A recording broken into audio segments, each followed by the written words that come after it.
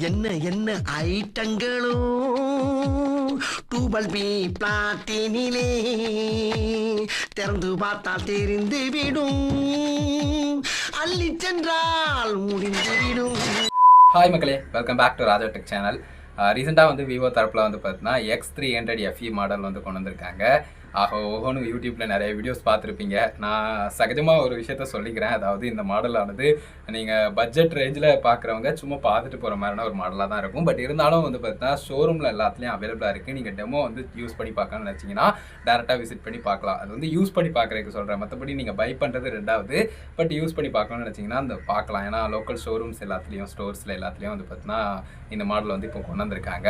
So demo வந்து அவைலபிளாக இருக்குது அப்படின்னு சொல்லலாம். அது போக சேலும் கொஞ்சம் லேட்டராக ஆரம்பிக்கும்னு நினைக்கிறேன். பட் இருந்தாலும் வந்து பார்த்தீங்கன்னா இந்த மாடல் சம்மந்தப்பட்டு ஒரு சில கருத்துக்கள் நான் தெரிவிக்கணும் அப்படின்னு நினைக்கிறேன். பட்ஜெட்டை நம்ம லாஸ்ட்டாக பார்க்கலாம். ஃபஸ்ட்டு வந்து பார்த்தீங்கன்னா கலர் வேரியன்ட் வந்து 3 கலர் வந்து கொடுத்துருக்காங்க. பர்பிள், க்ரீன், அதுக்கு அடுத்தது வந்து பார்த்தீங்கன்னா ஒயிட்டுன்னு நினைக்கிறேன். ஆனால் அது வந்து பிங்க் மாதிரி இருக்குது. பட் எனிவேஸ் அந்த மாதிரி 3 கலர் வந்து பார்த்தீங்கன்னா இருக்குது அப்படின்னு சொல்லலாம். ஸோ நான் பார்த்தது வச்சுருந்தது வந்து பார்த்தீங்கன்னா இந்த ஒயிட் கலரும் அதே மாதிரி க்ரீன் கலரும் வந்து பார்த்தீங்கன்னா வச்சுருந்து பார்த்தேன். ஸோ நல்லா இருந்துச்சு அப்படின்னு சொல்லலாம். ஃபீல் நல்லா இருக்குங்க. ஏன்னா வந்து பார்த்தீங்கன்னா ஒரு ஐஃபோன் ஃபீல் கொடுக்குது. நம்ம V70 எலைட் வந்து பார்த்தீங்கன்னா மாடல் வந்து யூஸ் பண்ணி தான் தெரிஞ்சுக்க நினைக்கிறேன். ஸோ அந்த மாடலை டச் பண்ணுற அதே ஃபீல் தான் இதுலேயும் இருக்குது. அண்ட் எப்பவும் போல் வந்து பார்த்தீங்கன்னா நமக்கு வந்து ஐஃபோன் ஃபீல் வந்து கொடுக்கு அப்படின்னு சொல்லலாம். அந்த காம்பேக்டாக வெயிட் டிசைன் எல்லாமே வந்து பார்த்தீங்கன்னா ஓரளவுக்கு அதே மாதிரி இருக்குது அப்படின்னு சொல்லலாம். அதே மாதிரி வந்து பார்த்தீங்கன்னா வெயிட்டை பொறுத்த வரைக்கும் 190.2 கிராம் அப்படிங்கிற மாதிரி கொடுத்துருக்காங்க. ஸோ நார்மலாக நம்ம பார்க்கக்கூடிய விவோ மொபைல்ஸில் கம்பேரிட்டிவ்லி வந்து பார்த்தீங்கன்னா நல்லாவே வந்து பார்த்தீங்கன்னா வெயிட் வந்து கம்மியாக கொடுத்துருக்காங்க. அது நார்மலி பார்க்கும்போது 190 to 200 அந்த மாதிரி தான் இருக்கும். ஸோ இதுலேயும் 190.2 அப்படிங்கிற மாதிரி கொடுத்துருக்காங்க. அண்ட் அது போக வந்து பார்த்தீங்கன்னா இந்த மாடலானது வந்து வேரியண்ட் அப்படின்னு எடுத்துக்கிட்டால் 2 வேரியண்ட், அதாவது ரேம் ரோமில் வந்து பார்த்தீங்கன்னா 2 வேரியண்ட்டில் கொடுக்குறாங்க. 12256 அதே மாதிரி 12512 அப்படின்னு சொல்லலாம்.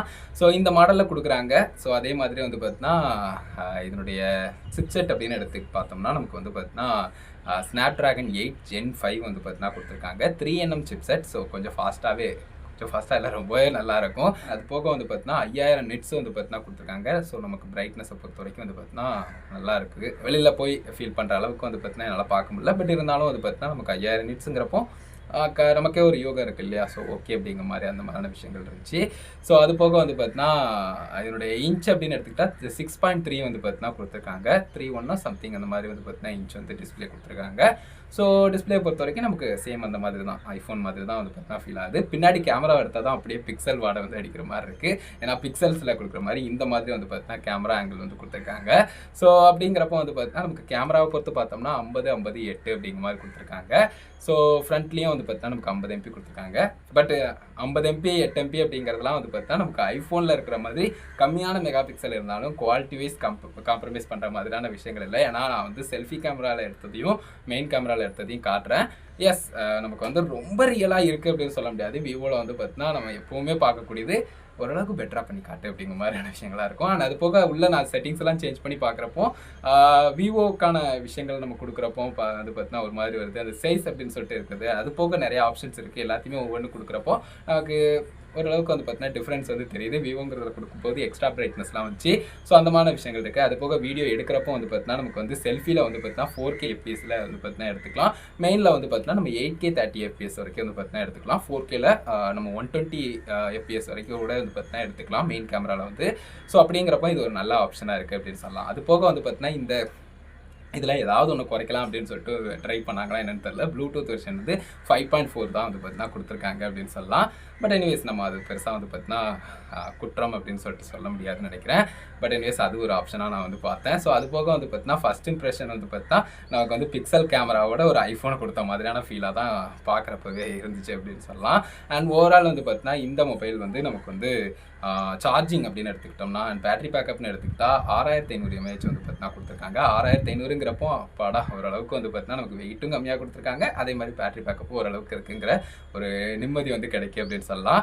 ஸோ அப்படிங்கிறப்போ வந்து பார்த்தீங்கன்னா நமக்கு வந்து இதில் வந்து ரிவர்ஸ் சார்ஜிங் ஆப்ஷன், அதுக்கடுத்தது வந்து பார்த்தீங்கன்னா ஒயர்லெஸ் சார்ஜிங்லேயே 40 வாட் வரைக்கும் சப்போர்ட் ஆகுது. ஒயர்டு சார்ஜ் அப்படின்னு எடுத்துக்கிட்டால் 90 வாட் வந்து பார்த்தீங்கன்னா கொடுத்துருக்காங்க அப்படின்னு சொல்லலாம். டிஸ்பிளே வந்து பார்த்தீங்கன்னா நமக்கு வந்து எடுத்துக்கிட்டால் ரெசல்யூஷன் வந்து 2K வரும்னு நினைக்கிறேன். ஸோ அந்த மாதிரி வந்து பார்த்தீங்கன்னா நமக்கு வந்து நான் ஸ்க்ரீனில் ஷோ பண்ணுற இந்த ரெசல்யூஷன் வந்து கொடுத்துருக்காங்க டிஸ்பிளே வந்து. ஸோ அது போக வந்து பார்த்தீங்கன்னா நமக்கு வந்து 120 Hz ரிஃப்ரெஷ் ரேட் வந்து கொடுத்துருக்காங்க. ஆமோல்டு டிஸ்பிளே LTPO அப்படிங்கிற டிஸ்பிளே வந்து கொடுத்துருக்காங்க. ஆக்சைட் டிஸ்பிளே லோ டெம்பரேச்சர் அது ஃபுல் ஃபார்ம் எனக்கு தெரியல சரியா, ஸ்க்ரீனில் போடுறேன். LTPS அப்படின்னு சொல்லக்கூடிய அந்த சிலிக்கான் இதை விட இது வந்து 15% ஆல்மோஸ்ட் வந்து பார்த்தீங்கன்னா நமக்கு வந்து கம்மியாக வந்து சார்ஜிங் அந்த கன்சப்ஷன் வந்து எடுத்துக்கணும் அப்படிங்கிற மாதிரி கொடுத்துருக்காங்க. சார்ஜிங்கிறத விட அந்த பேட்டரி பேக்கப் இருக்கு இல்லையா, அதுலேருந்து அந்த பவர் கன்சப்ஷன் வந்து பார்த்தீங்கன்னா கம்மியாக எடுத்துக்கணும்னு கொடுத்துருக்காங்க. ஸோ ஓவரால் நமக்கு அது பார்க்க வைப்போம் கம்பேரிட்டிவ்லி. அண்ட் மற்றபடி வேறு எந்த டிவைஸ் எடுத்துக்கிட்டாலும் அதுக்கும் மேலே வந்து பார்த்தீங்கன்னா இது கட்டாயம் இருக்குது அப்படின்னு சொல்லலாம். 6500 பேட்டரி பேக்கப் இருக்குது. At the same time low power consumption வந்து பார்த்தீங்கன்னா எடுத்துக்குது. அந்த டிஸ்பிளே பொறுத்தும் நமக்கு ஹீட்டிங் இஷ்யூ வந்து ரொம்ப டிஸ்பிளே மூலிமா வந்து பார்த்தீங்கன்னா அந்த பவர் கன்சப்ஷன் அதிகமாக எடுக்கிறது அப்படிங்கிற இஷ்யூ வந்து இருக்காது அப்படிங்கிறத சொல்கிறாங்க.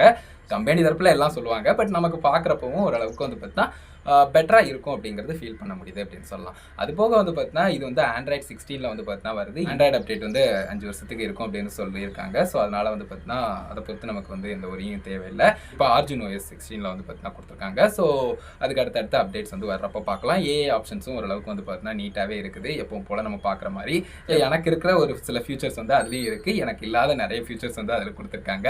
ஸோ அது போக வந்து பார்த்தீங்கன்னா இதில் வந்து சொன்னேன் இல்லையா, சார்ஜிங்கில் வந்து பார்த்தீங்கன்னா ரிவர்ஸ் சார்ஜிங், அதே மாதிரி வந்து பார்த்தீங்கன்னா ஒயர்லெஸ்ஸு ஒயர்டு, அதே மாதிரி பைபாஸ் சார்ஜிங்னா என்னன்னு தெரியாதவங்களுக்கு சிம்பிளாகவே சொல்கிறேன். அதாவது நமக்கு வந்து கேம்லாம் அதிகமாக ப்ளே பண்ணுறோம் சார்ஜ் போட்டுக்கிட்டு, இல்லைனா சார்ஜ் போட்டுக்கிட்டு நிறைய மல்டி டாஸ்கிங் பண்ணுறோம் அப்படிங்கிற மாதிரி நம்ம ஹை யூஸ் வந்து சார்ஜ் பண்ணுறப்போ நமக்கு வந்து பேட்டரிக்கு போய் நமக்கு மொபைலுக்கு வர்றது, அதாவது அந்த சிப்செட் ப்ராசஸர்லாம் போய் அதுக்கு அடுத்தது வந்து பார்த்தீங்கன்னா நமக்கு பெர்ஃபார்மன்ஸில் வந்து அது வந்து இம்பாக்டை க்ரியேட் பண்ணுறது, சார்ஜ் வந்து ஓரளவுக்கு வந்து பார்த்தீங்கன்னா ஸ்டேபிளாக இருக்கிறது இல்லைனா டவுன் ஆகிறது, இந்த மாதிரி இஷ்யூலாம் இருக்கும். பட் இதில் வந்து பார்த்தீங்கன்னா நமக்கு பைபாஸ் சார்ஜிங் கொடுத்துருக்கிறதுனால ஓரளவுக்கு வந்து பார்த்தீங்கன்னா நமக்கு ஃபுல் அண்ட் ஃபுல் வந்து பார்த்தீங்கன்னா இத்தனை % வரைக்கும் நம்ம பைபாஸ் சார்ஜிங் ஆப்ஷனை சூஸ் பண்ணி செட் பண்ணி வச்சுக்கிட்டோம்னா அதுக்கு தகுந்த மாதிரி வந்து பார்த்தீங்கன்னா சார்ஜிங் ஸ்பீட் வந்து அதில் ஏறிக்கிட்டே இருக்கும். நம்மளும் ஓரளவுக்கு வந்து பார்த்தீங்கன்னா அந்த மல்டி டாஸ்கிங்கோ இல்லைனா வேறு ஏதாவது கேமிங் மாதிரி வேறு ஏதாவது ஹை யூஸ் பண்ணுறோம் அப்படின்னு சொன்னாலும் கட்டாயம் வந்து பார்த்தீங்கன்னா ட்ரை பண்ணுற ஒரு சூழ்நிலை வந்து கிரியேட் ஆயிருக்கு.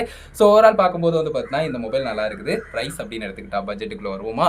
ஸோ பட்ஜெட்டை பொறுத்து பார்க்குறப்போ வந்து பார்த்தீங்கன்னா கொஞ்சம் பெரிய பட்ஜெட் தான்.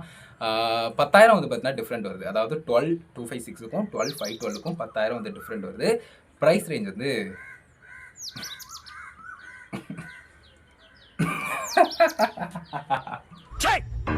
80,000 90,000 அவ்வளோதான். ஓகேவா?